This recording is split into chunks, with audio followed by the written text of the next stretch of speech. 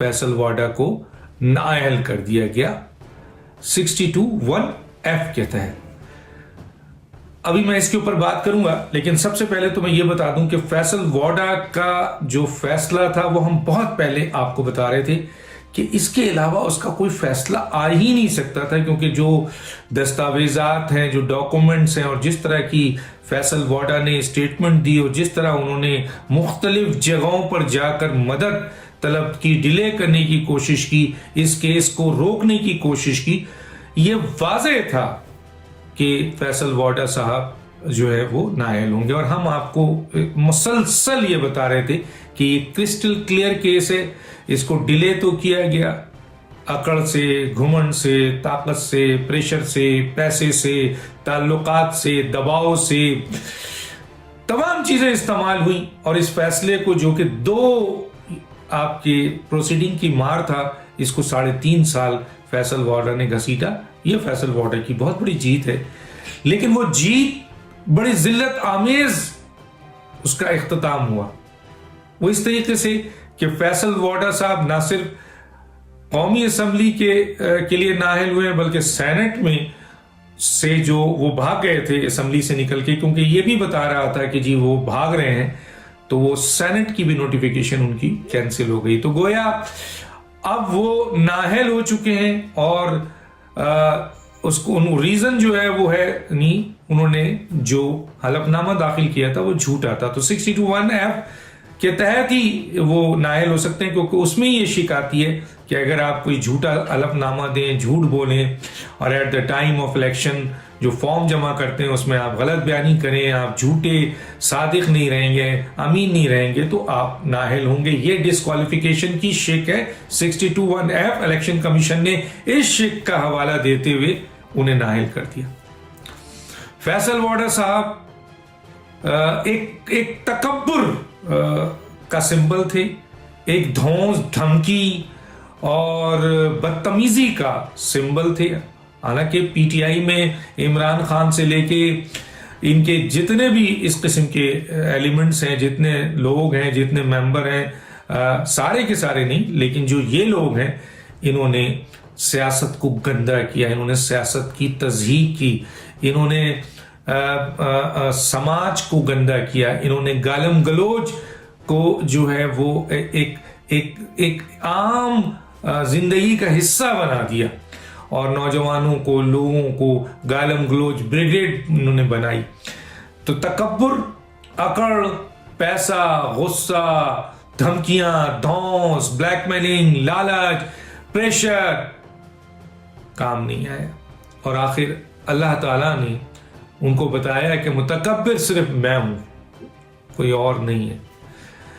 तो एक तकब्बुर का एक और बाप गिर गया और फैसल वाडा साहब नाअहल हो गए, ना सिर्फ कौमी असम्बली से बल्कि सेनेट की भी उनकी रुकनीत खत्म हो गई। और सख्त फैसला इस तरीके से है कि जो असम्बली की हैसियत से उन्होंने मराते ली, तनख्वाह लिया, वो भी वापस कीजिए।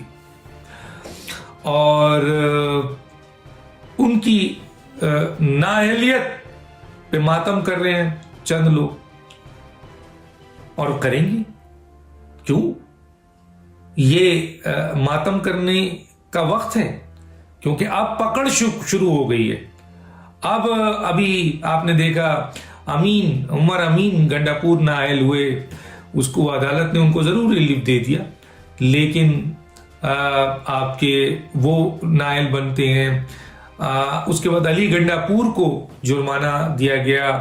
फॉरेन फंडिंग केस है जिसके ऊपर इमरान खान साहब की नाअहलियत यकीनी है, इसमें असद कैसर की नाअहलियत यकीनी है, इसमें आरिफ अलवी की नाअहलियत यकीनी है, और आपके सैफुल्लाह न्याजी की नाअहलियत यकीनी है। यह केस भी मेरिट पे डिसाइड होगा, तो ये सब कुछ होगा। हमने कहा था जिस दिन मेरिट पे केस डिसाइड होगा, इस केस को जिंदा रखा हमने, मुसलसल सोशल मीडिया में हमने इस केस को जिंदा रखा, ट्विटर पे, सोशल मीडिया पे, کہ یہ فیصل وارڈا کا جو کیس ہے وہ کرسٹل کلیئر کیس ہے اور اس کا فیصلہ آنا چاہیے میرٹ پہ. آئین اور قانون کے لحاظ سے کسی کے ساتھ ناانصافی نہیں ہونی چاہیے. گویا آج کا دن آئین اور قانون کی حکمرانی ہے اور جو فیصلہ الیکشن کمیشن نے دیا ہے وہ آئینی اور قانونی ہے اور یہی ایکسپیکٹ کیا جا رہا تھا. بڑے بڑے قانونی ماہرین بھی ایون خود فیصل وارڈا جانتے ہیں کہ انہوں نے نااہل ہونا تھا. اب سوال یہاں پہ یہ پیدا ہوتا ہے کہ ان کے پاس کیا آپشن ہے. تو فیصل وارڈا کے پاس یقیناً آپشن ہے کہ وہ سپریم کورٹ جائیں گے. اور اگر سپریم کورٹ میں اس وقت farmer chief justice Saqib Nisar ہو، تصویر میں آپ دیکھیے گا جو میں نے تھم نیل لگایا ہے وہ تصویر دکھائی ہے، ثاقب نثار اگر ہوتے تو یہ الیکشن کمیشن کا آرڈر آئینی سب اڑ جاتا، آئینی قانونی سب اڑ جاتا اور ثاقب نثار صاحب فیصل وارڈا کو جو ہے وہ آپ کے بحال کر دیتے. یہ یقین تھا ہمیں. اور لیکن اب جو موجودہ چیف جسٹس ہیں ان سے پوری قوم کو امید ہے اور خود ان کی اپنی اسٹیٹمنٹ ہے کہ آئین اور قانون کی بنیاد رکھی جائے گی، آئین اور قانون کا احترام کیا جائے گا، فیصلے آئین اور قانون کے مطابق ہوں گے، میرٹ پہ ہوں گے. اور عطا بندیال صاحب کے بارے میں یہ رائے بھی ہے کہ یہ آپ کے ایک پروفیشنل جو کہتے ہیں نا حقیقی